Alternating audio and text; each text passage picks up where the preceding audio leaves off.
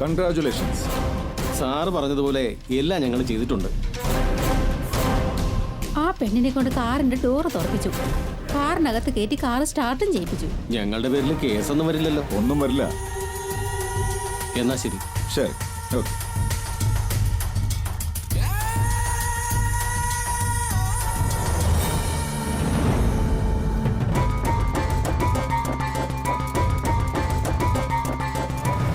അപ്പോ ഒരു ഹോട്ടലിന് മുന്നിൽ വെച്ചായിരുന്നു നിങ്ങൾ തമ്മിലുള്ള ഡീൽ നടന്നത് അല്ലേ?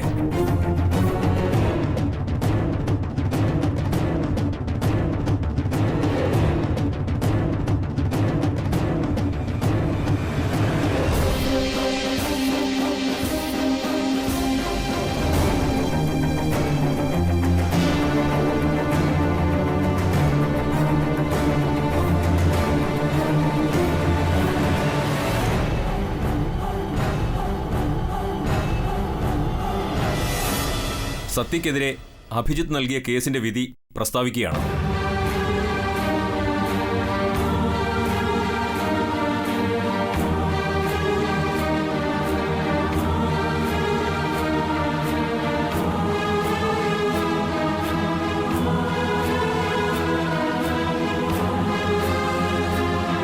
സത്യ നൽകിയ ശക്തമായ തെളിവിന്റെ അടിസ്ഥാനത്തിൽ സത്യയിൽ ആരോപിക്കപ്പെട്ടിട്ടുള്ള കുറ്റങ്ങൾ സത്യസന്ധമല്ലെന്ന് കോടതിക്ക് ബോധ്യപ്പെട്ടിരിക്കുന്നു.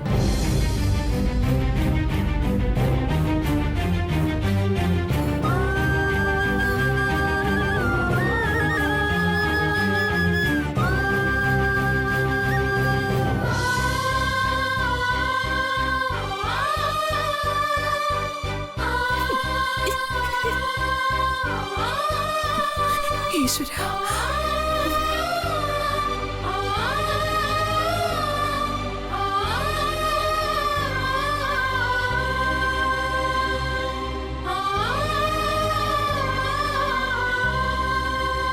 ആയതിനാൽ സത്യയെ നിരുപാധികം വിട്ടയക്കാൻ ഈ കോടതി ഉത്തരവായിരിക്കുന്നു.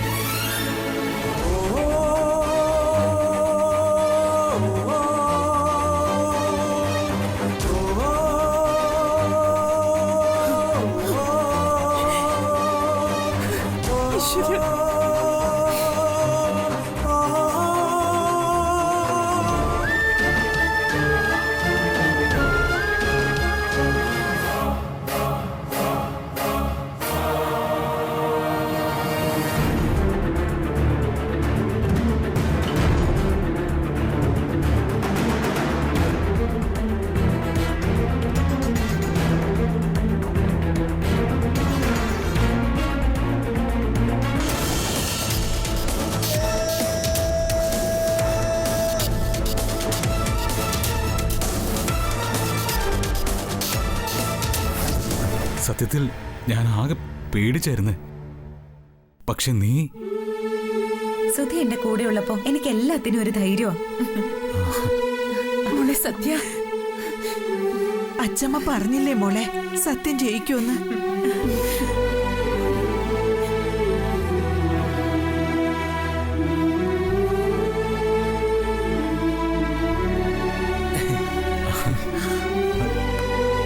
നിന്നെ സമ്മതിച്ചിരിക്കുന്ന ക്ലീറ്റസ്. ഞാൻ മാത്രമല്ല, കുരുവിയുണ്ട്. നിങ്ങളിതൊക്കെ എങ്ങനെ ഒപ്പിച്ചു? ഒപ്പിച്ചത് ഞങ്ങളല്ല, പിന്നെ ഒക്കെ സത്യയുടെ ഏർപ്പാടാ. സ്റ്റേഷനിൽ നമ്മുടെ വനിതാ പോലീസില്ലേ, അവരുടെ ഫോൺ വാങ്ങി സത്യ എന്നെ വിളിച്ചു. എന്നെ വിളിച്ചു? സത്യ പറഞ്ഞതുപോലെ ആ ഏരിയയിലുള്ള എല്ലാ CCTVകളും ഞങ്ങൾ ചെക്ക് ചെയ്തു. അങ്ങനെ ഒരു റെസ്റ്റോറന്റിന്റെ CCTV ഞങ്ങൾക്ക് ആ വീഡിയോ കിട്ടിയത്.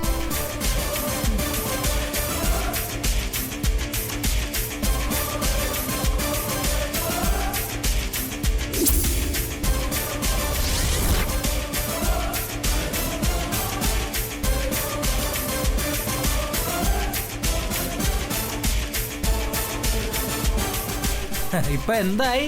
വാദി പ്രതിയും സത്യ പുറത്തുമായി. ഒരുപാടങ്ങ് നിഗളിക്കണ്ടാ. ഇപ്പൊ നെകളിച്ചില്ലെങ്കിൽ പിന്നെ എപ്പോഴാ ആത്മസുഹൃത്തെ ഞങ്ങൾ നെകളിക്കുന്നേ? നിന്റെ ഈ സന്തോഷത്തിന് ഒരു നീർപ്പോളയുടെ ആയുസേ ഉള്ളൂ. ഈ നീർപ്പോള എന്ന് പറയുന്നതേ സോപ്പ് കൊണ്ടുണ്ടാക്കുന്നതോ അതോ മഴയത്ത് താനെ പൊങ്ങി വന്ന് ഉടനെ പൊട്ടിപ്പോകുന്നതോ? ഏതാ കവി ഉദ്ദേശിച്ചത്?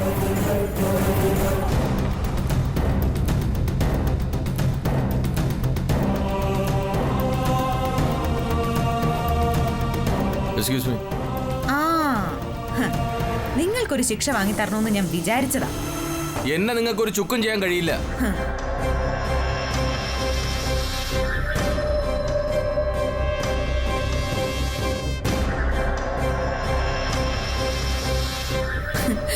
ചുക്കല്ല, ചുണ്ണാമ്പ് വരെ ചെയ്യും.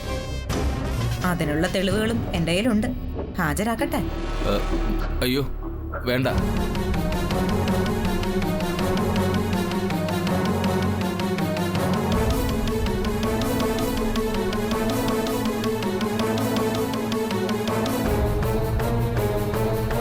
ഇനി ഞാൻ ആരുടെ കയ്യിൽ നിന്നും കൈക്കൂലി വാങ്ങില്ല.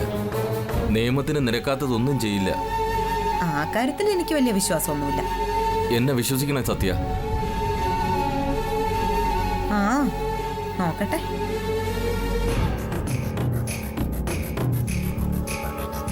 അതെ, ഇനി മേലാൽ ഇവനെ പോലെയുള്ള വഷളന്മാർക്ക് വേണ്ടി കൈക്കൂലി വാങ്ങി കാക്കിയെ പറയിപ്പിക്കാൻ നോക്കിയ ദേ, ഈ നിൽക്കുന്ന എന്റെ ഭർത്താവാണ്. ഈ തോപ്പി ഞാൻ തെറിപ്പിക്കും.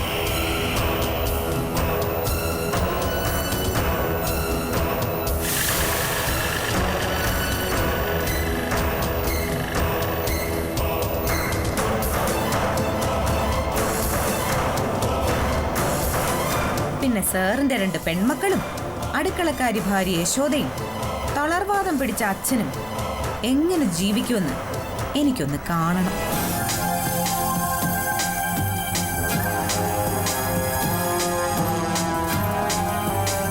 ഫുൾ ഡീറ്റെയിൽസ് ആണല്ലോ. ഇതൊക്കെ സത്യം എങ്ങനെ അറിഞ്ഞു?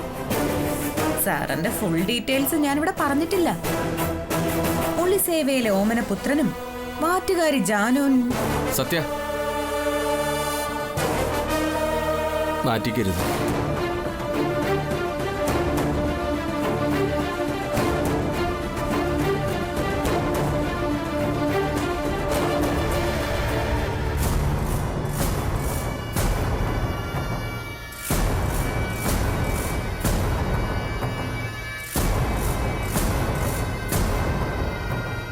ഒരു മിനിറ്റ്.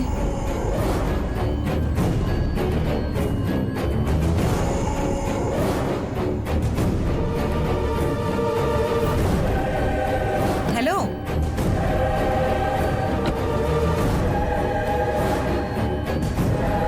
അന്ന് ഇയാൾ പറഞ്ഞത് ശരിയാ. കല്യാണത്തിന് മുൻപ് സത്യ പക്ക ലോക്കൽ തന്നെയായിരുന്നു. എന്ന് വെച്ചാൽ താനി ലോക്കൽ. കല്യാണശേഷം കുറച്ച് ഡീസന്റ് ആവാന്ന് വിചാരിച്ചതായിരുന്നു. അതിന് നീ സമ്മതിച്ചില്ല. നിന്റേത് നല്ല സമയം. എനിക്ക് പകരം സുധിയായിരുന്നു നീ പ്രതിക്കൂട്ടിൽ കയറ്റിയിരുന്നതെങ്കിൽ ഇന്ന് നിന്റെ ചിതാഭസ്മം ഏതെങ്കിലും പുണ്യ നദിയിൽ ഒഴുകിയനെ.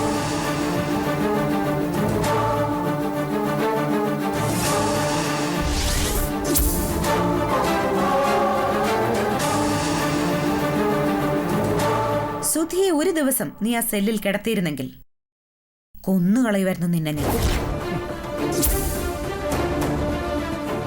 ഇനി ഇതുപോലെ വല്ല വേല ഒപ്പിച്ച് മണിമംഗലം തറവാട്ടിലേക്ക് ഭീഷണിയുമായി നീ വന്ന ആ ലോക്കൽ സത്യയുടെ തനി രൂപം നീ കാണും. ഞാൻ വന്നല്ലേ പറ്റൂ. കാരണം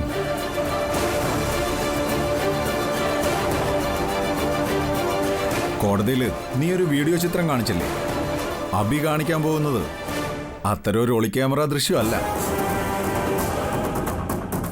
പച്ചയായ ജീവിതമാണ്. അതുകണ്ട് സുധിയും നീയും പൊട്ടിത്തെറിക്കാൻ കാത്തിരുന്നോ?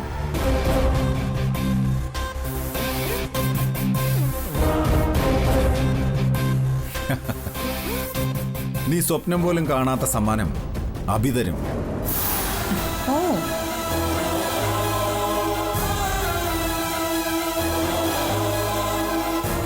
നിന്റെ വെല്ലുവിളിയും ജീവിതവും ഈ നിമിഷം അഭി തകർക്കും. കാണണോ? എന്നാ അതൊന്ന് കാണണമല്ലോ.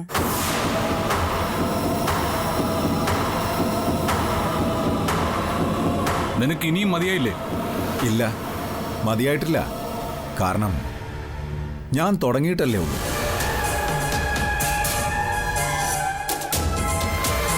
ശരി, ഇപ്പം നിങ്ങൾ സന്തോഷിക്കേ. ഇത്തിരി കൂടി ജീവൻ വെക്കാനുണ്ട്. അതുവരെ വെയിറ്റ് ചെയ്യും.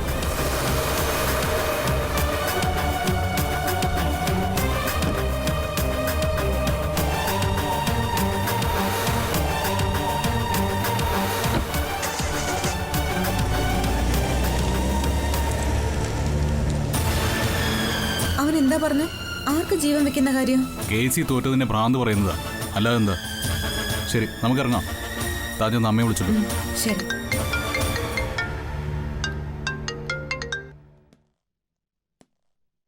ഹലോ. ആ, കേസ് ജയിച്ചു. ഞാൻ പറഞ്ഞില്ലേ, എന്റെ മിടുക്കൊണ്ടല്ല, സത്യയുടെ മിടുക്കൊണ്ട്. ശരി, വൈകിട്ട് കാണാം. ഓക്കേടാ.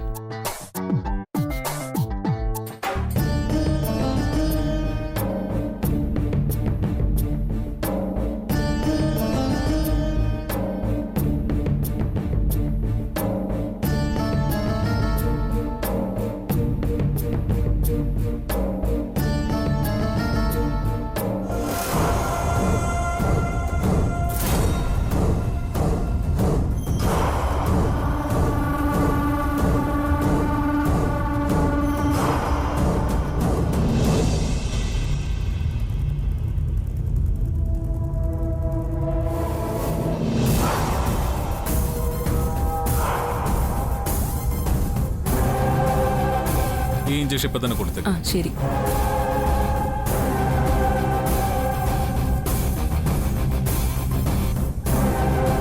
ഇവള് രക്ഷപ്പെടും, ആ കാര്യത്തിൽ എനിക്ക് ഉറപ്പ് തരാൻ കഴിയും. പക്ഷെ എത്ര ദിവസം ഞാൻ അതിനു വേണ്ടി വെയിറ്റ് ചെയ്യണം? അങ്ങനെ കൃത്യമായ ഒരു ദിവസം പറയാൻ പ്രയാസമാണ്. ചിലപ്പോൾ 1 വർഷം, അതല്ലെങ്കിൽ 1 ദിവസം, അതുമല്ലെങ്കിൽ 1 മണിക്കൂർ. അപ്പോ മെഡിസിന്റെ ബലത്തിലല്ല കാര്യങ്ങളുടെ കിടപ്പ്. അല്ലാന്ന് തീർത്ത് പറയാൻ പറ്റില്ല. ഇതുവരെ കഴിച്ച മെഡിസിൻസ് എല്ലാം ഞാൻ നോക്കി, അതിന്റെ റിസൾട്ട് ബോഡി കാണാനുണ്ട്.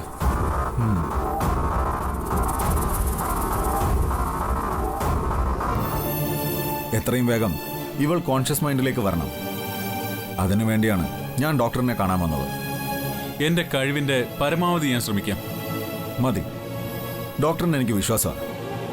ഇനിയൊരു പക്ഷേ ആക്സിഡന്റിന്റെ ആഘാതത്തിൽ പാരലൈസ്ഡ് ആവാനോ സംസാരശേഷി നഷ്ടപ്പെടാനോ മറ്റോ സാധ്യതയുണ്ടോ?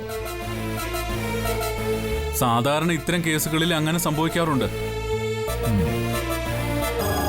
പക്ഷേ ഇവരുടെ കണ്ടീഷൻ വെച്ച് നോക്കുമ്പോൾ അതിനൊന്നുള്ള സാധ്യത കാണുന്നില്ല.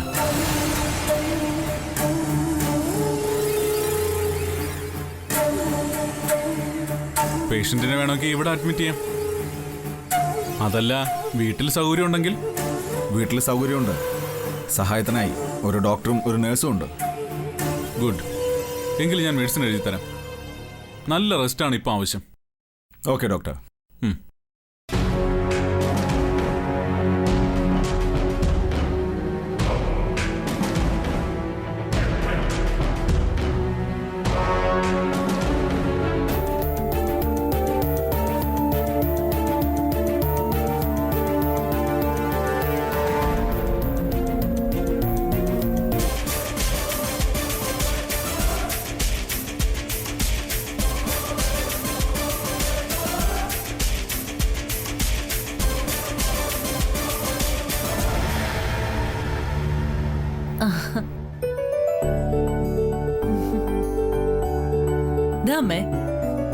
ഓ, നീ അടുക്കള കയറാൻ തുടങ്ങിയോ? ഇന്ന് സന്തോഷിക്കേണ്ട ദിവസമല്ലേ, അതുകൊണ്ട് അടുക്കളയിൽ കയറി കുറച്ച് മധുരം ഉണ്ടാക്കി. മധുരം എന്തിന്? അമ്മ ഇതൊന്നെടുത്ത് കഴിക്ക്. അടപ്രഥമനാ, ഞാൻ നെറ്റിൽ നോക്കി ഉണ്ടാക്കിയതാ. ഇന്ന് കോടതി വിധി എന്താണെന്ന് അറിയണ്ടേ? ഓ, അതിനി അറിയാൻ എന്തിരിക്കുന്നു. അമ്മ പറഞ്ഞില്ലേ, സത്യക്കെതിരാണ് വിധിയെങ്കിൽ ഇനി മേലിൽ അവളെ വീട്ടിൽ കേറ്റില്ലെന്ന്. അത് ഞാൻ സീരിയസ് ആയിട്ട് തന്നെ പറഞ്ഞതാ. വിധി സത്യക്കെതിരാണ്. അവളെ ജയിലിലടച്ചു.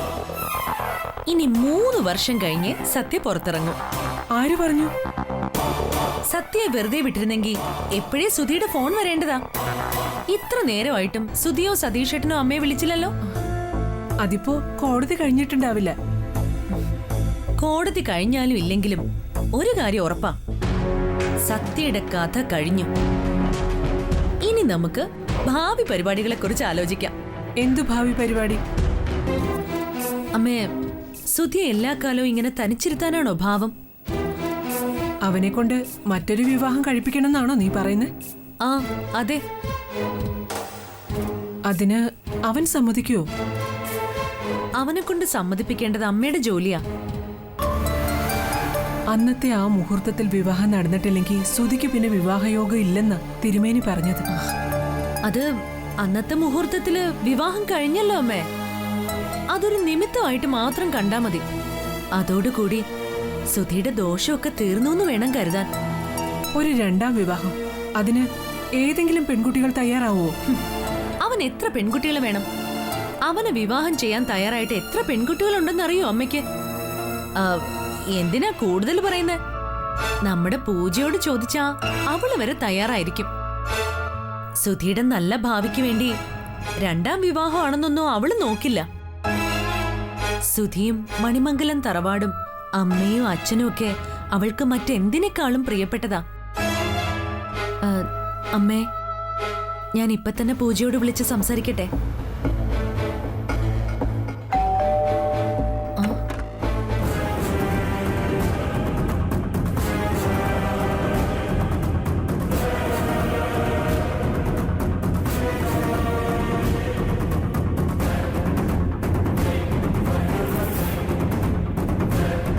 സുധി, നീ തനിച്ചാണോ വന്നത്? സത്യ അവളെവിടെ മോനെ? ജയിലിലേക്ക് കൊണ്ടുപോയ സത്യ എങ്ങനെ കൂടെ വരാനാ? അവളെ കോടതി വെറുതെ വിട്ടില്ലേ? ഇല്ല. അപ്പോ ആ SI പറഞ്ഞതല്ല നേരാണോ? സത്യ മോഷ്ടിച്ചിട്ടുണ്ടോ? മോഷണമല്ല, ആരുടെയോ കാറ് കള്ള താക്കോലിട്ട് തുറന്ന് അതിലെ സാധനങ്ങൾ കട്ട അവളെ കള്ളിയെന്നല്ലേ വിളിക്കേണ്ടത്? പേരും കള്ളി.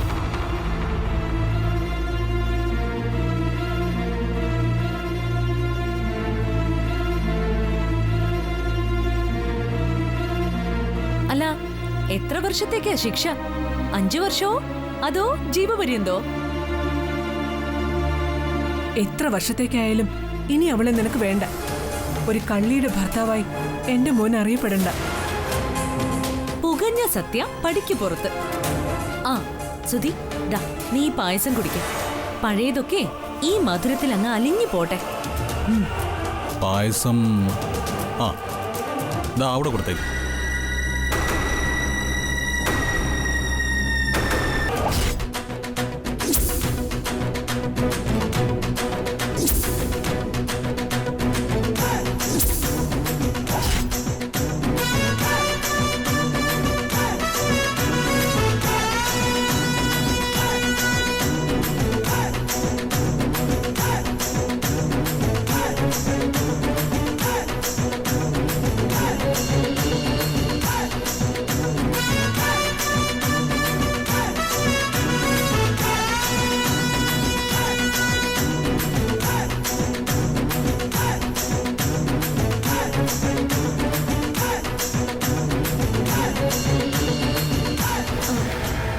ഇവള് എനിക്ക് വേണ്ടി ജയിൽ ശിക്ഷ ഏറ്റെടുക്കാൻ തയ്യാറായവളാണ് സത്യ. എന്നോടുള്ള ബിസിനസ് വൈരാഗ്യം കൊണ്ട് മനഃപൂർവ്വം എന്നെ ചതിയിൽ വീഴ്ത്താൻ നോക്കിയ അഭിജിത്ത് എന്ന അഭിയുടെ പരാതി സ്വയം ഏറ്റെടുത്തവൾ. ഒടുക്കം കോടതി മുറിയിൽ സത്യ തന്നെ ഞങ്ങളുടെ നിരപരാധിത്വം തെളിയിച്ചു.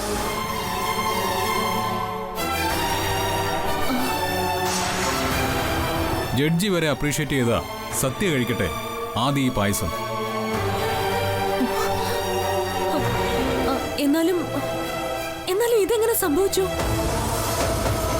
എനിക്കറിയാം സത്യ ജയിലിൽ പോകാൻ വേണ്ടി നേർച്ച വരെ നേർന്നിട്ടുണ്ടാവും ചേച്ചിയെന്ന്.